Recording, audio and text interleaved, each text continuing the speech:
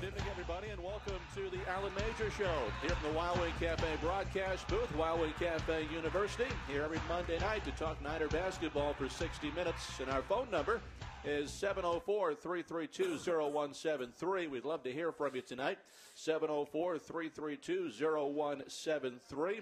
Also, we have some email questions for Coach coming up later in the show, and you can always email us every week at Major49ershow@yahoo.com. Alongside Landy Ford from ESPN 730, I'm Matt Swerad with the Niners head coach Alan Major. And Coach, coming off a win last time out, nice win on the road at Wright State after the Thanksgiving holiday, and it's a win's great, a road win's even better. Yeah. Anytime you can get one on the road, it's a good thing, and we're continuing to grow this team. Grow our bench, throw different guys in the game at different times, and you can plan it out all you want, but the game is going to kind of tell you how it goes in terms of lineups and all that. So we've been fortunate enough that a lot of guys have been able to get their feet wet in some of these games, and like you say, anytime you can get one on the road, that's a good thing. One of the things we noticed in that game against Wright State was the leading wire to wire, the full 40 minutes, and able to use a pretty good rotation of players as well. The depth definitely really helped you guys. It did, yeah. I think it wore them down a little bit. The good thing is that we told the guys after the game, it's always good to win and still look where you can learn. And as we get back into this film tomorrow, there's kind of a couple opportune times in that game where we can still grow. And that's up 12 in the first half, 21-9, I think the score was. We had the ball a few times and weren't able to kind of crack that game open the way we'd like. But and then 56-47 with the under 7-minute mark, that's another kind of a step on their throat opportunity. So those are growth opportunities for us as we look at it. So we want to, as we move forward, let's try to take those times of the game and see if we can stretch that from either 12 to 14 or 9 to 11, 9 to 12, and just continue to put pressure on people to have to score. We talked about that last week, the ability to put people away, to finish people. Yeah. It's okay to get that lead, but you need to go ahead and not rest on those laurels. Right. And to be able to go ahead and put them away, right, and keep driving and playing your game and not kind of get complacent with what you're doing. Exactly, yeah. And some of that is a hallmark of, you playing different lineups. You got some, inexperience out there. I think as a team, as you get better and more guys play together, you're going to grow into that mentality. And the next step for us is if we end up in that situation again to move forward and try to bust the thing open. But I was very happy with the way the bench chipped in. A lot of guys, played terrific minutes. Guys that were out, we're really rallying around the guys that were out there, which is important to me. And like you say, to have 3 of our first 5 on the road and to get 2 of those 3, if you could stay at that clip all year, you'd take it. That's for sure. Niners now 3-2 on the season, playing this weekend at East Carolina. It's a 5 o'clock tip on Saturday. Our pregame show starting at 4:30. Our phone number again, 704-332-0173. We're here until 8 o'clock on Monday Night Football here at Wild Wing Cafe coming up after the show. So even though it's raining outside, come on out, enjoy some dinner, ask the coach a question, and we're talking Niner basketball again until the top of the hour at 8 o'clock. Coach, one of the things when you look at this game, we'll get more into it in the stat stuffing segment later on in the show, but shooting percentage, it was fantastic the entire game, but especially in the second half, 67% in the final 20 minutes of the game. Yeah, we talked about playing through the post a lot, and Wright State's defense is designed to load up on you, meaning that when the ball's on one side of the floor, they like to really shift and try to sit on what you're doing, whereas if you keep the ball moving and change sides of the floor, that makes them make decisions. And then when you throw it inside, they got to make another decision. Do they want to double? Do they want to stay home and stay attached? So I thought we did those 2 things well in the second half and moved the basketball and played through Braz and got the ball inside to some different guys. So I thought that was good. I mean, it put us in a position where we could get some high percentage shots. You've used the word consistency as you're trying to develop this team, and one of the players that when he's been out there that is consistently giving the pretty good numbers every time out is Chris Braswell. Yep. Again, 22 points against Wright State. He's among the conference leaders in points scored. I think he's right up there in rebounding. Mm-hmm. He's atop the league in field goal percentage. All really great things to see in that center position. Yep. Absolutely. And we've adjusted things offensively a little bit this year. We the floor is a little bit more spread. Last year there was a second guy in there, and sometimes it gets crowded. But this year the floor is a little bit more spread, and Braz has got some room to roam in there and be one-on-one a little bit more than last year. So the thing he probably doesn't get credit for is being able to kick the ball out. I mean, he's a pretty good passer when people crowd him. And he has a really good feel of spraying that thing around. So if you can have inside-outside balance as a team, that's important. As Matt was saying, we'll talk about stats a little bit deeper, but it's got to be something that makes you feel good to see a big man that can keep their free throw percentage, because if they're going to play in the paint, they're going to draw the fouls, and that's what you're looking for. Either make the easy baskets or go to the line and make the easy baskets, and he's shooting close to about 75%, which you don't always see that with the big guys. They use, right. A lot of big guys can't shoot the free throws as well. Yeah, you're right. No, that's a big one. I mean, he's right now 5 games, 33 attempts, so he's right at about a little over 6 attempts a game, and that's it just adds to your offense when you can not only score on your first opportunity, if you can get fouled. Now that gives you a chance to extend some games. That gets them every foul. Now they're a step closer to the bonus. Where sometimes he gets fouled just trying to catch it. Mm-hmm. So that foul's just as valuable, because now they're one step closer to we're one step closer to getting in the bonus. So when he gets fouled shooting, that's great, because you feel like he's going to make them both. But we call it getting fouled on the catch. And if you get fouled just trying to post up, that's a valuable foul too. That's a great foul. Yeah, absolutely. Your starting lineup, you did tweak it a little bit.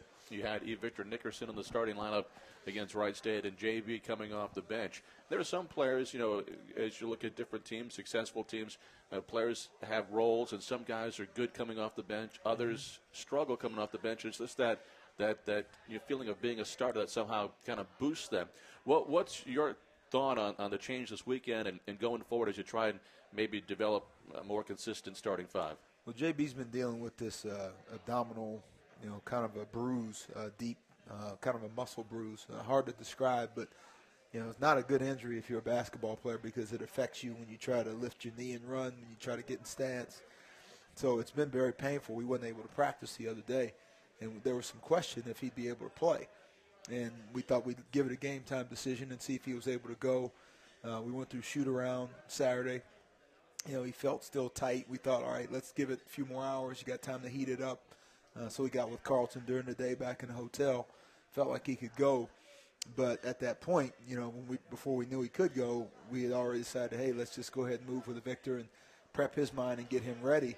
That way you don't go into a game with either guy knowing what he's doing. So, Vic did a good job, and JB, didn't flinch. Came in, had 10 rebounds off the bench, had some big ones. I was going to say that off the bench, he was fantastic on the defensive glass. He was, yeah. So, that's a sign of maturity as a senior. He didn't flinch. He didn't worry about, what's going on with my spot or this freshman going in. None of that petty stuff, that teams sometimes deal with. He didn't flinch at all. So, as he continues to improve, we'll play that by ear. But that was basically the reasoning behind Saturday. Yeah, and he was still out there 26 minutes. And I brought that up because there's some great guys coming off the bench in their careers, guys like Kevin McHale or Vinny Johnson coming off the bench. It didn't matter if they started or not, but if they're out there in the key minutes at the end, that's what matters. Yeah, Jason Terry, people don't know this, for the Dallas Mavericks, comes off the bench. Well, he's second in the NBA in fourth quarter scoring. So the bottom line is, You can start and play 12 minutes. You can come off the bench and play 28. So there's never been a problem with being that key sixth man. No. Because they're going to contribute to the cause. And what happens is he subs in the game against the other team. Sometimes they're second-level defenders. Mm-hmm. So the guys defending him aren't as good as your starters at times. So he's getting the tee-up shots against guys that are subs. So that, when you're in this society, we talk to our guys about it. It's hard to put together a true team because, you have Twitter, media, Facebook, ESPN, highlight plays. So much is geared around individuality. And all you're trying to do in sports is trying to make a true team. You're just trying to get guys to be unselfish and share the ball, share the game, help each other on defense, root for each other when he's out of the game. And that's what we're trying to do with these guys. And I'm proud of them because they're trying to do exactly that. That's a great point because you brought this up after the game a couple of games back when Dario didn't see as many minutes, but you said every time there was a timeout, he was the first guy off the bench waving the towel, pumping him up. And as a senior, of course he wants to be out there, but that's great to see in that leadership role. It is. Yeah, it is because every game it's going to be somebody else. Every game's going to take a life of its own because of foul trouble. Guy may turn an ankle. Now he can't play the rest of the game. Somebody's got to jump in. So we're trying to really promote this next man up mentality to where, the guy that goes in there doesn't worry, because the way he's practiced, he's prepped himself to be in that role. And you always try to get guys that come off the bench to practice in a way that you just might be the difference of why we win one night. As you have to practice that way every day. You have to prep your mind for that. Now when that day comes, you're ready to roll. When you go through the season's going to wear on you. Right. Attrition is going to happen. And having as many guys prepared as you do, when you go back and you look at the minutes, the double-digit minutes that the players are getting, the contributions from rebounding and scoring, that's prepping you for the long haul. And that's what you're after. It's a long time to march. It really is. That's exactly what we're thinking is the more guys that can get in the mix and play through a mistake, then next play go out and do something well, then play through another mistake, go out and do two more things well. It's just going to help our development of our guys. And so, and every night it's different. That's the beauty of it. So that's exciting for us right now. We've got a long way to go in terms of where we want to be. But, to have some of these guys, jumping in and getting in the mix and our older guys being, fairly steady, it's been a good combination. It's the Alan Major Show from the Wild Wing Cafe Broadcast Center here at Wild Wing Cafe University. Our phone number is 704-332-0173. Our weekly email segment brought to us by the Alumni Association. The email address is major49ershow@yahoo.com. Send us an email for next week's show. We're all set for tonight. And, Coach, the first one, comes from Malin in Clayton, North Carolina. And he's asking about Mike Thorne and the possibility of Big Mike being redshirted this year. Yeah, we're looking into that. Compliance always has a limit of, how many number of games he's allowed to be in, and then the reasoning behind it. So, what I could comment on right now legally is that that's being explored, and so we'll see how that plays out. But when the reason why you would do that, if it happens, is that you're trying to basically invest in a kid. And that's what you're doing. I mean, it's kind of like a mutual fund or a stock or a bond. You're saying, all right, right now it's worth $20. And in that fifth year, it could be worth, $2,000. Mm-hmm. So you're basically taking all those, hitches that would be in that first year that could slow a kid down. And you're basically saying, all right, in the end, this could be something pretty special. So it's being explored right now, and that's about all we can say, but it's being looked into. And a great example is Javaris Barnett, what he did sitting out and what he's doing now as a fifth-year senior. Yeah. Another one, Coach, after the tough loss at Lamar, great but narrow wins at Central Michigan and Wright State. I was thinking about scheduling heading into conference play. It seems like you've scheduled a lot of away games at the beginning of the season with a very new team. Can you talk about the goals during the stretch and how you're preparing the team for a conference schedule in the A-10? It comes from Bo in Charlotte. Thanks, Bo, for the question. Yeah, thank you, Bo. When we first got hired in April of 2010, we still needed 4 games. And we spent a good portion of the summer trying to schedule those 4 games for that year. And so, unfortunately, that put us in a little bit of a bind to schedule a year ahead because we were trying to finish up for that very next season. So it put us in a position this year where we weren't able to get as many home games as we'd like. As a result, we're going to get some of these road games back as home games next year. We're also looking at Florida State potentially in Bobcat Arena next year. We'll have Central Michigan coming back. We'll get Oregon State back next year that we had 2 years ago. So we'll have some home games coming back next year and more games at home. But that first schedule, in year one, we had in the effort to try to complete that, it didn't allow us to get a jump on this year as much as we like. So we ended up having to schedule some games that normally, you probably wouldn't, but it kind of had us in a bind. And scheduling is a fluid thing because, every year a certain team is going to need a certain schedule. And you can't really say this is a cookie-cutter schedule. We're going to schedule this every year no matter what because that may not be the best for that particular team. So, but the way we're going to handle it, and we're going to embrace these challenges on the road, you know, and enjoy it because, you know, you're up against it. You know, the crowd hates you. You know, you don't know, the refs could be graduates. You never know what's going on when you're on the road. So why not? You know, let's go play. And they got 5. They can't play 8 guys against our 5, so let's go play. So we're trying to embrace that mentality because that's a mental toughness thing because now you don't use the road as an excuse for your, you know, level of play. You just say, hey, let's just go play the game. And already this season, 2 road wins under your belt, and going this weekend out to East Carolina, then a week from tomorrow to Radford before we start a stretch of 3 home games back at Halton, starting with the Davidson Wildcats on the 10th of December. Our phone number 704-332-0173 from the Wild Wing Cafe broadcast booth. This is the Alan Major Show. We're back with more in a moment from Signature Sports Group.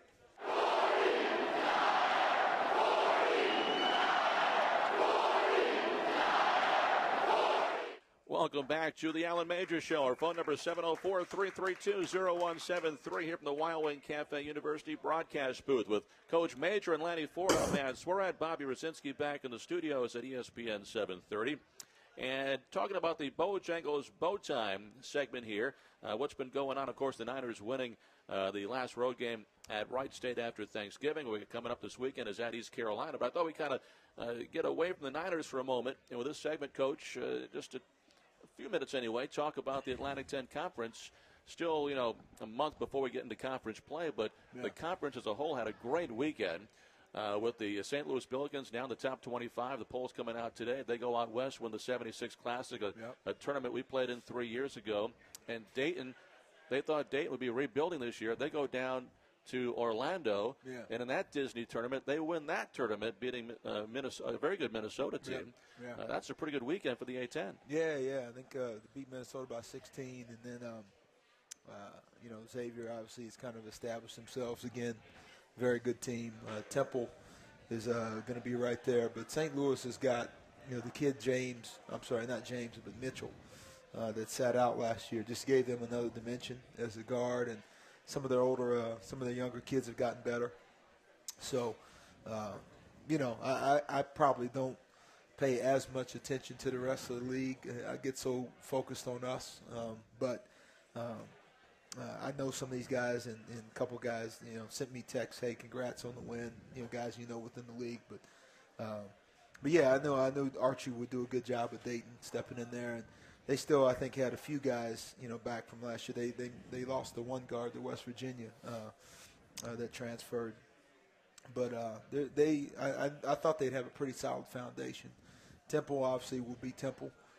Their perimeter guys are good, and I think Xavier's got Vanderbilt tonight. Matter of fact, I think Vanderbilt's in the top 25 as well, so that'll be a good game. I think they had beaten Georgia before the weekend. Xavier did. So, but you know, we'll cross those bridges when we come to them. Excited about them, but first things first here with ECU coming up this week.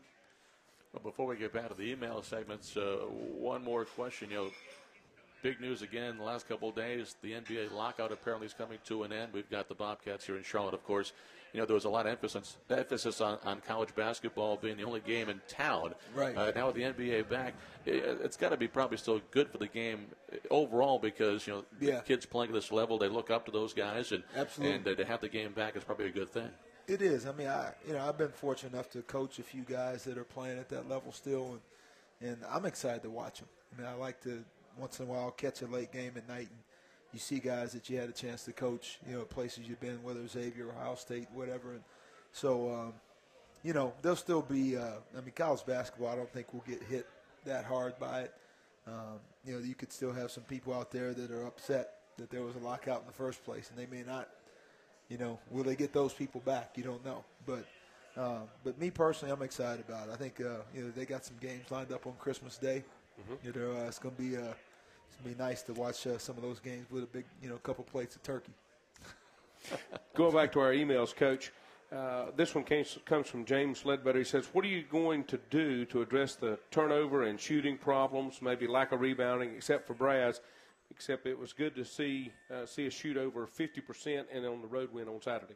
Yeah, I think shooting is just a function of shot selection. And I think the most encouraging thing about Saturday was that, you know, we've proven, once you prove that you can do it, you can have great days in practice. But once you prove you can go out in the game and you can get the shots that you want, now you've kind of established a baseline for yourself. Like, okay, now let's go do that again. And let's find the next team we play, let's find the best ways that we can try to do that again. Now, that may not be 56% the next game, but could it be 48, which is still pretty good? Could it be 47, in that range? So, and then, obviously taking care of the basketball is something that we've got to continue to address. I think if it were the other team, just coming up and snatching it from us, that'd be one thing. But sometimes ours have just been unforced. And the good thing about that is those are correctable. Because if it were the other team coming up and taking it from us all the time, then that's a whole other story altogether. But if it's unforced, sometimes it's a guy just maybe trying to do something a step too soon. It's a function of different guys playing together, which is part of it too, multiple rotations. So we'll get those corrected as we continue to move forward. The thing not that you're ever excited about turnovers, but the thing I'm excited about is the solution. And that the solution is that the majority of them are unforced, and you can correct unforced ones. Well, that was one of the things that I've noticed about the play.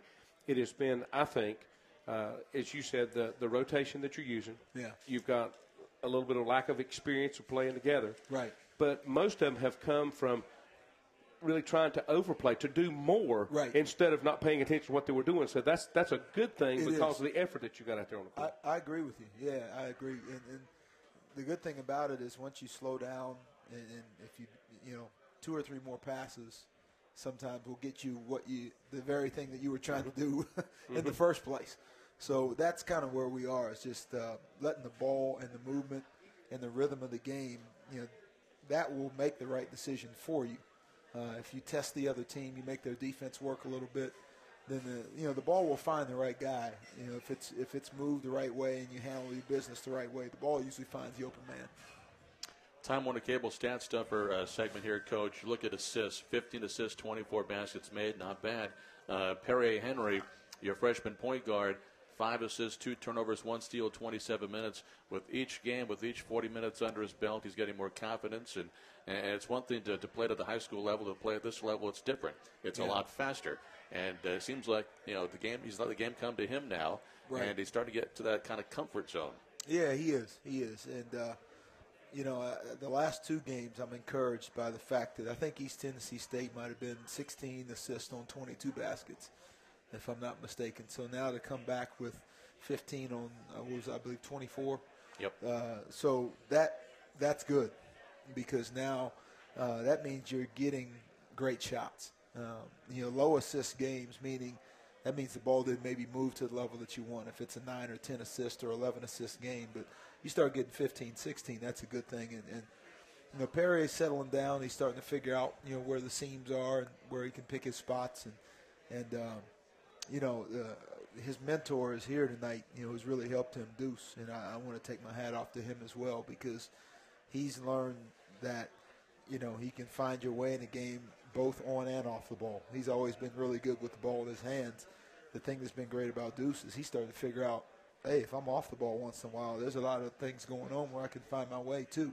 So those 2 guys in their own way have kind of embraced their roles, and it's been fun to watch.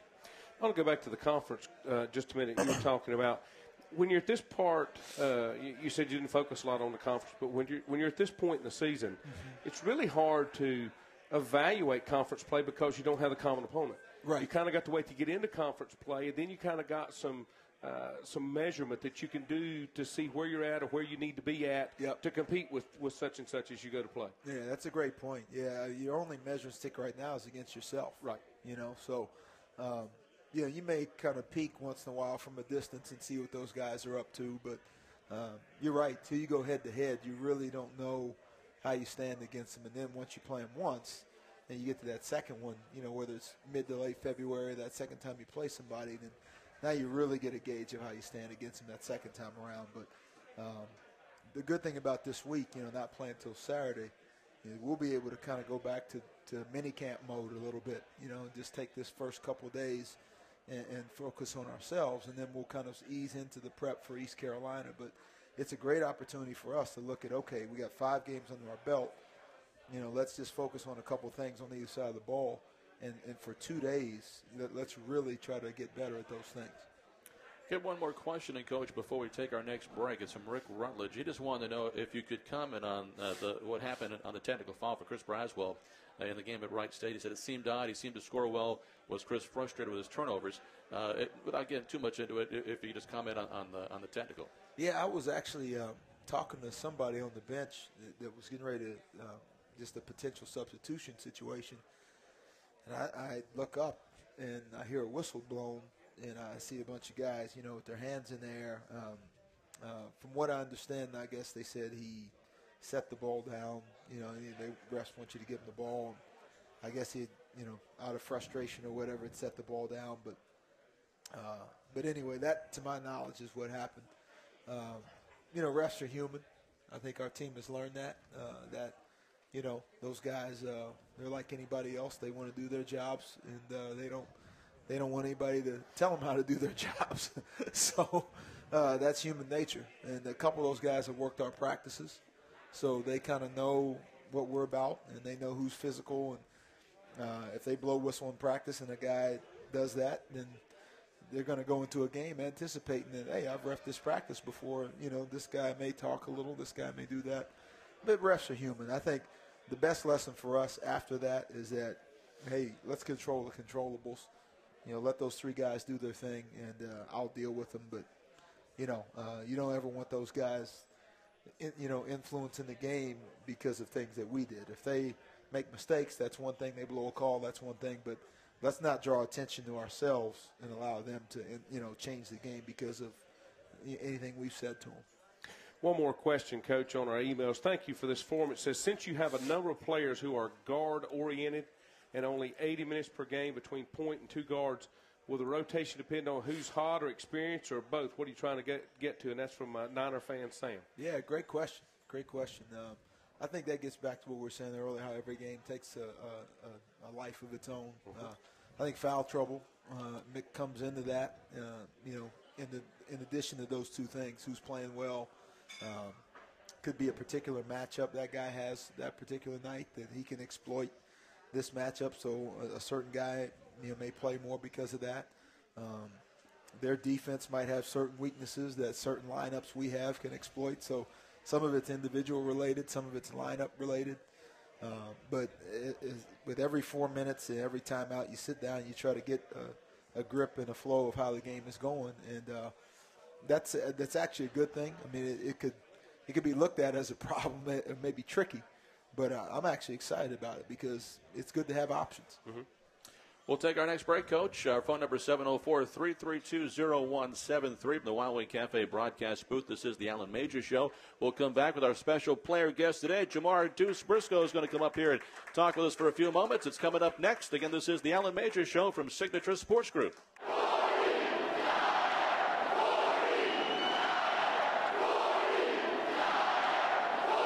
And now it's time for our special player guest. It's going to be Jamar Deuce Briscoe, and it's brought to us by Ortho Carolina, the official team physicians of the 49ers. Ortho Carolina, you improved. And, well, Deuce, good to see you again. Saw you after the game against Wright State, and that was a great comeback win in the closing seconds. Not come back from losing the lead, but hanging on there with your big free throws down the stretch, and congratulations. Talk about the closing minutes of that game and what it means to be in your position with the ball, game on the line, got to make those big free throws. That's I'm sure, a role that you really relish. Yeah, like I said last week, it was a great win for us as a team. It showed us our mental toughness, which the staff been harping on all week. To go on the road and get a win was big. Now, where you guys are right now as a team, 3-2. You got a couple of road wins under your belt. Still a couple of big road games coming up before you get back to Halton Arena. What's it been like? A lot of new guys here, new faces, a new group, but seems like really a tight-knit unit. Yeah, we're a new team. I believe that we're closer. I believe we can get closer than we are. But like you said, it's a new team. We got new personalities. Like I said, we got better character. You know what I'm saying? The coaching staff making sure we together. The whole team last year stayed. You know what I'm saying? Besides one person, Brash, but he's fun loving. So you know what I'm saying? You don't have to. He don't have to be here for you to get to know him that well. So, but like I said, we got a new team with new character, so it's better. There are some characters. We have been on the road for a while, and it's not all basketball when you're on the road. What's it like being around these guys 24 hours away from Charlotte? Yeah, we joke a lot. We like to joke a lot. Like you said, we like to be loose. I guess we're not a totally focused team. Everybody doesn't have to get like quiet focus. You know, some people like to joke. Some people like listen to music. So you do what you do to get ready for the game in your own way. So, how do you feel about you've got all these new guys that you've got out there, but everybody seems to have blended well. It seems like one of those things where everybody's really just picking each other up and got a common goal to get the job done and get the wins. Yeah, I feel like we worked all the niches out in the summer as far as like the small things, get to know each other, just playing. We play with each other every day in the summer. I think that was the purpose, and it worked. You know what it's like to work hard. You're in the gym an awful lot. What is it about the game that you enjoy the most? I don't know. I like the intense feeling. I like to just show my talent. I like to play against a lot of people and travel a lot. So, but I love the game of basketball. I don't know. Still have a lot of basketball in front of you with the 49ers, but is there something that stands out to this point that's been a highlight of your time here with the 49ers? Say that again. Has there been something already in your Niner career that has kind of stood out to be a highlight so far? Oh, of course.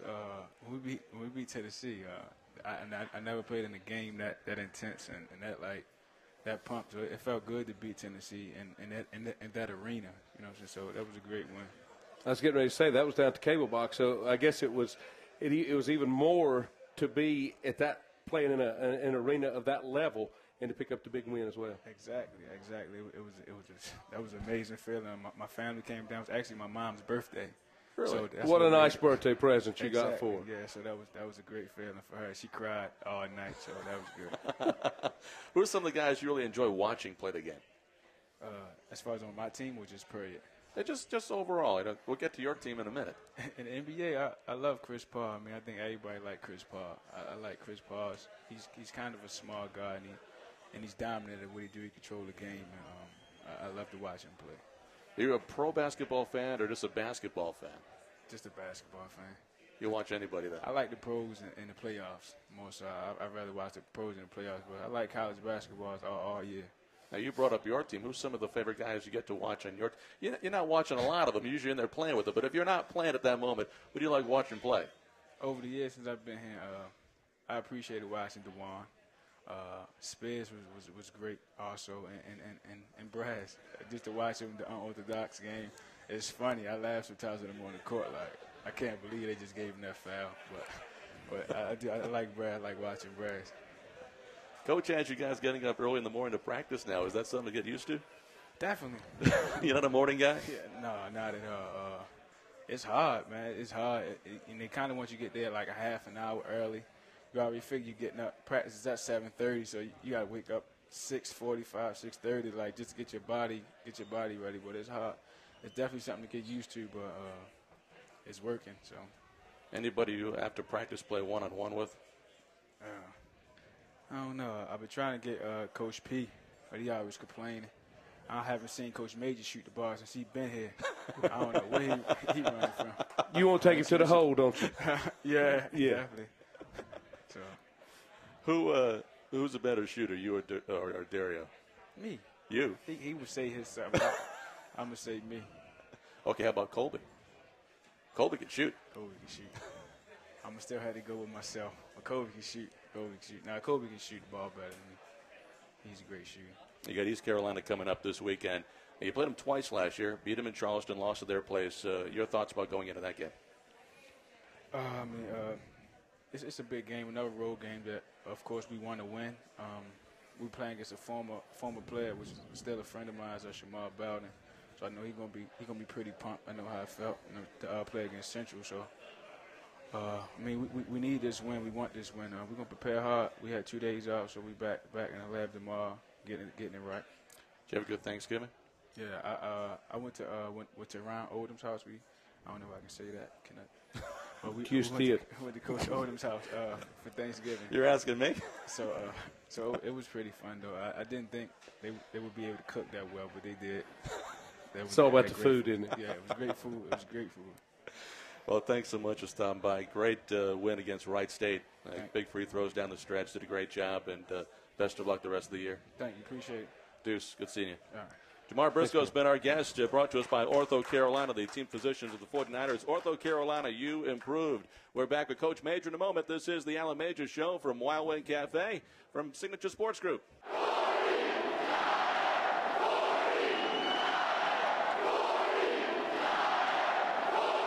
Welcome back to Wild Wing Cafe, University of the Alan Major Show. Our phone number is 704-332-0173. Wild Wing Cafe has added a new promotion this year. We hope you have enjoyed it thus far. 10% off your four Niner fans before and after games. Just bring your ticket stub before the game or after the game. Of course, your ticket or ticket stub.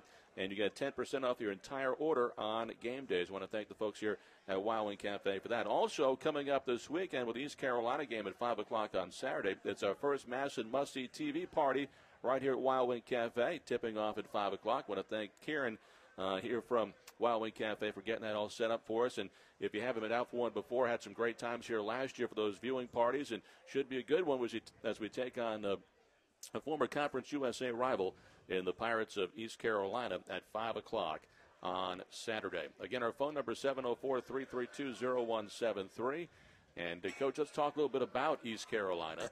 And the Pirates right now, they have one loss. That was on the road at Campbell, lost by just a bucket. And Campbell right now is one of two schools with I think Coastal Carolina being the other, that are 5-0 in the Big South. And it's the first time the Big South has ever had two schools start 5-0 like that. And, of course, Coastal Carolina's got a couple of wins against the ACC and the SEC right now, going to Clemson and winning. Right. And they're a team that's much improved. So losing that game, sometimes it stands out, well, you lost to Campbell. That's a pretty good team. Right. That's the only game they've lost. Yeah, no, Jeff's done a good job. I mean, he plays a lot of guys.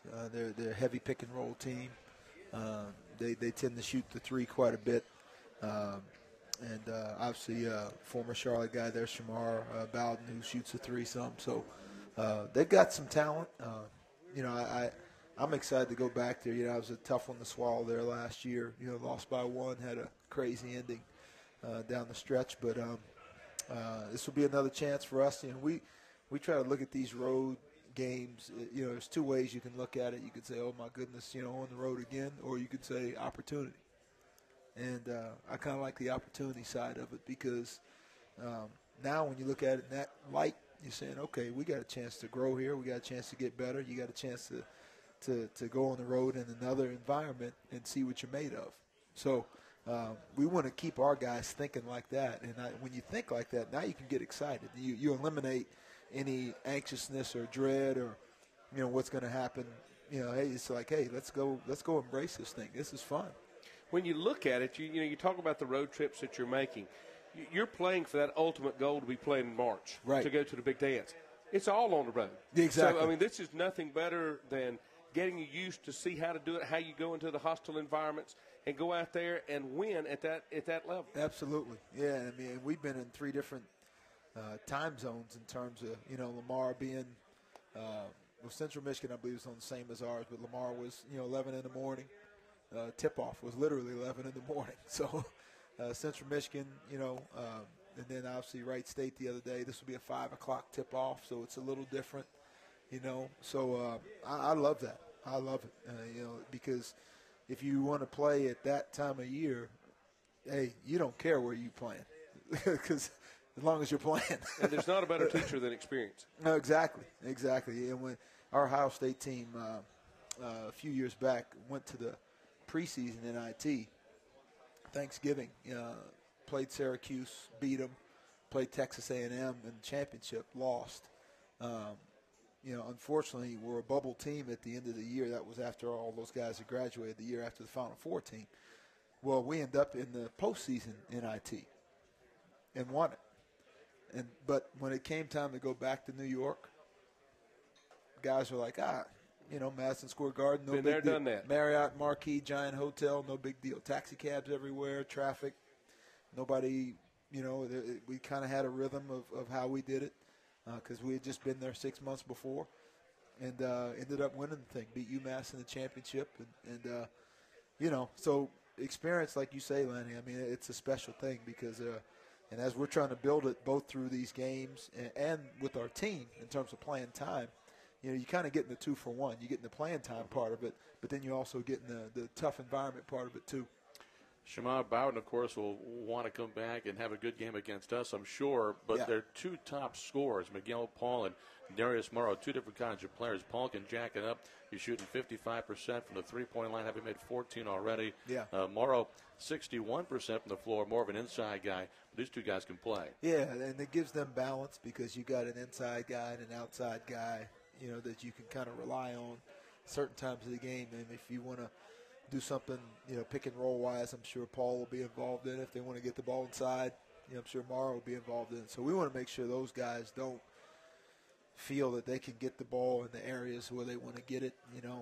Every guard's got his sweet spots on the floor, just like every big guy does. So you want to make sure that those guys have to do something else other than what they want.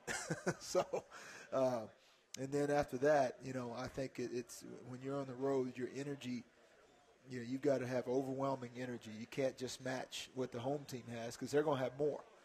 They're at home. That's their comfort zone. They practice in that gym, all the time. They play there every home game. So they're going to have their level of energy. You can't match it. You want to have more than they do. And that'll be the big thing this weekend is going in there and playing as hard as we can and then continue to develop that consistency on both sides of the ball.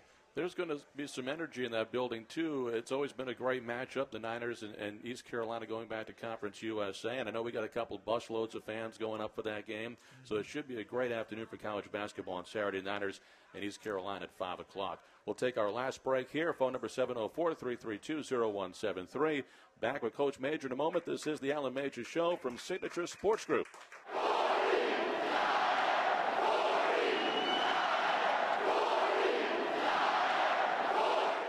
Welcome back. Our final segment of the Alan Major Show with Coach Major. I'm Matt Swarad alongside Lanny Ford. Bobby Rosinski back at ESPN 730 Studios. Talking about the game coming up on Saturday against East Carolina. Let's take a minute, Coach, and congratulate the soccer team. We had Coach Gunn here last week as our special guest. And unbelievable. In the Sweet 16, they won last night. Yeah. They won 1-0 over Akron, the defending national champions. So for the first time since 1996, second time in school history, going to the Elite Eight, going to play UConn at 1 o'clock on Sunday. Yeah, I got to see Jeremy today, and I went to the game last night. Coach Vandross and I, and Coach Perrin was there, and what an environment. I mean, the stadium was packed. I mean, it's standing room only. There's people up top. I mean, it's elbow to elbow, and they played their hearts out. I don't know very much about soccer, but I know those guys played extremely hard last night. They competed, and Akron got very, very few looks at the net. So they did an unbelievable job. I'm kind of like you. I was following it on Twitter as they would always give, shots on goal, what the score, and how much time. And it was like everything that they would post, it would be, but something's getting ready to happen because this isn't going to hold out. We're not going to, this 1-0, it's not going to hold out. They're getting too many shots on all these things. But it did as it played out through the night. So it must have been just a super game. Unbelievable. The crowd was incredible. Student section was right there in the middle. Norm was running nuts, the new and improved Norm on steroids that we got now. He's all jacked up running around out there. But it was, it felt great, just to sit there and, now you get to support another team that's making a run like that. And when you've been in those types of runs where, you're one of the few teams in the country left playing, it's indescribable. So I know how excited those guys are. I've been, fortunate enough to do that. And, I wish them the best. I know, Jeremy today was saying UConn's talented, but I said, hey, it's, they can't throw extra guys out there. You lace them up and go. Yeah, go play them. Enjoy it. What's interesting, when they went to the Final Four in 1996, they won 3 times. The field was smaller. They've won 3 times now to get to the Elite Eight, trying to win for a 4th time. And to do it at UConn. Now, UConn's not lost at home in 2 years, but I think they're due for a loss, right? Yeah, exactly. No, yeah. Yeah, streaks are made to be broken, put it that way. Well, we got the game coming up at East Carolina on Saturday. Now you got another road game. We got a show next Monday. We're going to do the show and then go up to Radford, take on Radford a week from tomorrow. So a couple more road games before you get back home. And, you've been talking about, getting road tough. And this weekend is going to be a good test. And you got next week going up to Radford, a team that's won a couple games already this year. And it's never easy going on the road. But when you get back home, it's going to feel like with 3 home games in a row, you're never going to leave town again. And 3 in a row is pretty good. Yeah, no, we won't know how to act. Yeah, I just got to make sure, we find my way to the arena and not get lost since we've been on the road so much. But no, there's nothing like Halton. And obviously that Davidson game will be a battle. But, first things first this weekend. And I know Mike Jones at Radford, new head coach, has paid his incredible dues. I mean, he was an assistant for 25 years before getting an opportunity. So, you're really happy for a guy like that. I'm not going to be happy for him that night. Be happy for him the rest of the time. But the rest of the year, I'm going to, root like crazy for him. But no, we got our challenges coming up, and I'm very excited again about this weekend to have another opportunity to see where we are. And we've been preaching growth with this crew, and we're going to keep preaching growth. We're going to show. We had the day off today. We're going to show some film, clean up Wright State tomorrow, kind of get in our mini camp mode here for a couple days, and then we'll get at prepping for East Carolina. Coach, down to the final minute, as you take some final thoughts out of that Wright State victory, maybe something that stood out as you watched some film over the weekend. What was one of the things you saw you really liked? I love the fact, as we talked about earlier, just the shot selection in the second half. 2-point halftime game, and, when you're on somebody's home court, that can go any direction. So I thought we came out and kind of reestablished ourselves in the second half, built a 10-point lead, had a 9-point lead with 8 minutes to go. So we've shown the ability in that game especially to take great shots. So now that's what you try to mirror from this point forward. And again, just a group effort. I think that was the other thing I was really excited about. Everybody found a way to chip in. Big game this weekend, hopefully to come back with another road victory as you're out on the road again. The Allen Major Show is brought to you in part by your Carolina Ford dealers. Experience the new 2012 Explorer with an available EcoBoost engine only at your Carolina Ford dealership. For Coach Allen Major, Matt Swearad, this is Lanny Ford. Have a good evening and good night. We'll see you again next Monday here from the Wild Wing Cafe.